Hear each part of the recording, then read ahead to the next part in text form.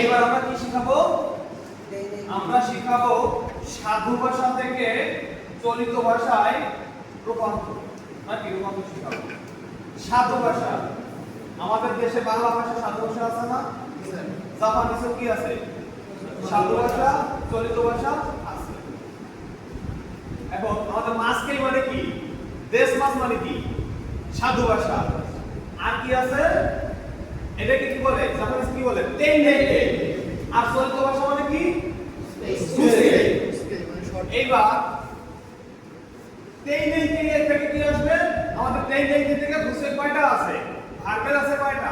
তিনটা। নাউনের কয়টা? একটা। আর কি আছে? নাউনের কয়টা আছে? আর এক্সিকিউটিভ কয়টা আছে? মোট কয়টা হলো? 6টা নাকি? তাহলে দুই পাশে আমি লিখতেছি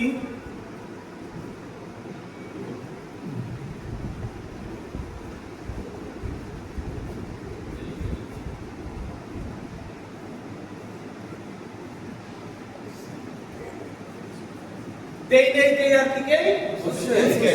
এই জায়গা কি লিখলাম আমি? খাকি মাছ। খাকি মাছ। খাকি মাছের ফুসকে কি হবে?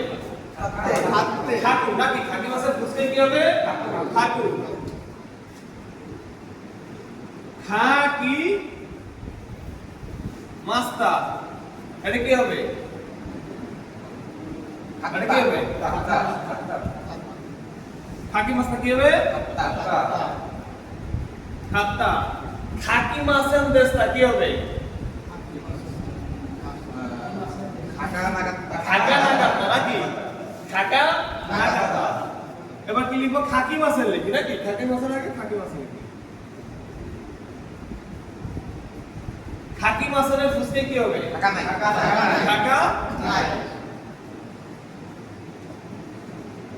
খাকা নাই। এটি কি কে? ফুসকে। এবার হিরে দেশের ফুসকে কি? হিরে দেশ কি আছে কি? হ্যাঁ? কেটে যাবে শুধু হিরে দেশের ফুসকে কি হবে? হিরেটা। আমে দেশ আমে এটা নাম নাকি না? নাও এটা কি হবে? আমে দা। ও কি দেশ? ও কি? শুধুমাত্র কি নাকি? তাইলে জাপানে যারা বা যে কোনো জায়গা আপনি যখন যাবেন, যাওয়ার পর যখন দেখবেন যে সম্মান যারা একটু সম্মানিত ব্যক্তি নাকি বা যারা একটু সিনিয়র পারসন তাদের সাথে কোন কেজি কথা বলবেন?